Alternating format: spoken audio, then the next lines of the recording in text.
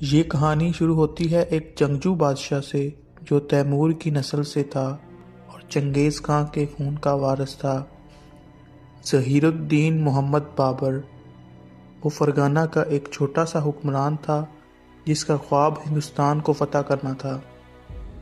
کئی شکستوں کے بعد آخر کار قسمت نے اس پر مہربانی کی اور 1526 میں اس نے پانی پت کی پہلی جنگ میں ابراہیم لودھی کو شکست دے کر دہلی کا تخت حاصل کیا۔ بابر ایک بہادر سپہ سالار تھا مگر اس کے پاس حکومت چلانے کا تجربہ نہ تھا۔ اس نے چند اصلاحات کی مگر زیادہ وقت جنگوں میں ہی گزرا۔ 1530 میں صرف 47 سال کی عمر میں وہ بیماری کے باعث انتقال کر گیا۔ اس کے بعد اس کا بیٹا ہمایوں تخت پر بیٹھا مگر یہ تخت زیادہ دیر تک اس کے پاس بھی نہ رہ سکا۔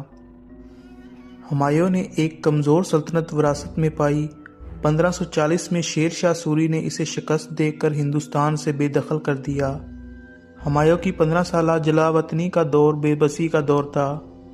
دھوکے اور جدوجہد کی کہانی ہے۔ آخر کار 1555 میں اس نے فارسی بادشاہ کی مدد سے دوبارہ تخت نشینی حاصل کی مگر قسمت نے اسے زیادہ وقت نہ دیا۔ اس کے 1 سال بعد ہی وہ محل کی سیڑھیوں سے چلتا ہوا نیچے گر گیا اور وہیں جاں بحق ہو گیا۔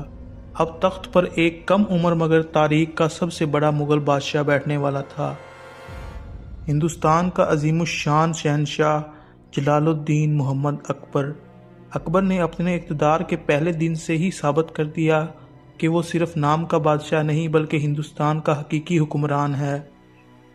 اس نے جنگوں، سیاست اور اتحاد کی طاقت سے برصغیر کے بیشتر حصے کو مغلیہ سلطنت کا حصہ بنا دیا۔ اس کی سب سے بڑی کامیابی راجپوتوں کے ساتھ اتحاد تھا۔ زمینداری نظام اور مذہبی رواداری کی پالیسیاں تھیں جس نے مغلیہ سلطنت کو ناقابل تسخیر بنا دیا۔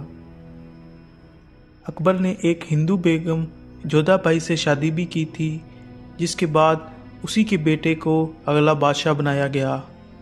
اکبر نے اپنا خود کا دین الہی بھی بنایا تھا جس کا مقصد مختلف مذاہب میں ہم آہنگی پیدا کرنا تھا مگر کچھ تاریخ دان کہتے ہیں کہ وہ آخری وقت میں اسلام میں ہی فوت ہوا اور اس نے اس دین سے توبہ کر لی تھی۔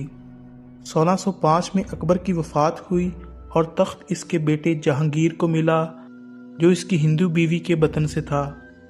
جہانگیر کو تاریخ میں انصاف کی زنجیر کے لیے جانا جاتا ہے مگر اس کے دور میں درباری سیاست سب سے زیادہ نمایاں رہی۔ اس کی بیوی نور جہاں نے سلطنت میں بے حد اثر و رسوخ حاصل کر لیا اور کئی امور پر اس کا مکمل اختیار تھا۔ 1627 میں جہانگیر کی وفات کے بعد تخت پر شاہ جہاں بیٹھا جس کا دور فن تعمیر اور عیش و عشرت کا دور تھا۔ شاہ جہاں کو سب سے زیادہ تاج محل کے لیے یاد کیا جاتا ہے جو اس نے اپنی بیوی ممتاز محل کی یاد میں بنوایا مگر اس کا دور صرف تعمیرات تک محدود نہ تھا۔ اس نے سلطنت کی توسیع جاری رکھی مگر زیادہ وسائل خرچ کرنے کی وجہ سے معاشی بحران پیدا ہو گیا۔ 1658 میں اس کے بیٹے اورنگ زیب نے تخت پر قبضہ کر لیا اور شاہ جہاں کو قید کر دیا جہاں اس نے اپنی زندگی کے آخری سال گزارے۔ اورنگ زیب مغل سلطنت کا سب سے ایماندار اور نیک ترین بادشاہ تھا۔ تاریخ میں آتا ہے کہ وہ ٹوپیاں سی کر اپنا گزارا کرتا تھا اور اس کے دور میں اسلام کو مکمل طور پر مغلیہ سلطنت میں رائج کیا گیا مگر اورنگ زیب عالمگیر کی وفات کے بعد مغلیہ سلطنت زوال کا شکار ہونے لگی۔ 1707 میں اس کی موت کے بعد مغلیہ سلطنت تیزی سے ٹوٹنے لگی اور اورنگ زیب کے بعد بہادر شاہ اول نے کچھ عرصہ سلطنت کو سنبھالے رکھا مگر مرہٹوں، سکھوں اور درباری سازشوں نے اسے زیادہ وقت نہ دیا۔ اس کے بعد کچھ بادشاہ جہاندار شاہ فرخ سیر، محمد شاہ رنگیلا، احمد شاہ بہادر، عالمگیر ثانی، شاہ عالم ثانی، اکبر شاہ ثانی، یہ سب نااہل ترین مغلیہ حکمران تھے جن کی وجہ سے مغل سلطنت زوال پذیر ہوئی۔ بہادر شاہ ظفر 1857 کی جنگ آزادی میں باغیوں نے بہادر شاہ ظفر کو اپنا سربراہ بنایا مگر وہ برطانوی فوج کے ہاتھوں شکست کھا گیا۔ اسے قید کر کے برما بھیج دیا گیا جہاں 1862 میں مغلیہ سلطنت کا آخری چلملاتا ہوا یہ چراغ ہمیشہ کے لیے بجھ گیا۔ اس کے ساتھ ہی مغلیہ سلطنت کا خاتمہ ہو گیا۔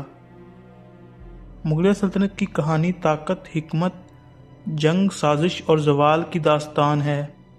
1526 سے 1857 تک 300 سال تک اس عظیم سلطنت نے ہندوستان پر حکومت کی۔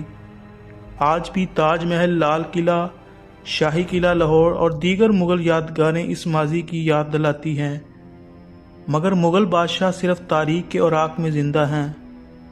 مجھے امید ہے کہ آپ کو آج کی ویڈیو پسند آئی ہوگی۔ اگر آپ ایسی ہی مزید دلچسپ ویڈیوز دیکھنا چاہتے ہیں تو ہمارے چینل کو لازمی سبسکرائب کریں۔ اب ہماری ملاقات ہوگی کسی نئی ویڈیو میں، تب تک کے لیے اللہ حافظ۔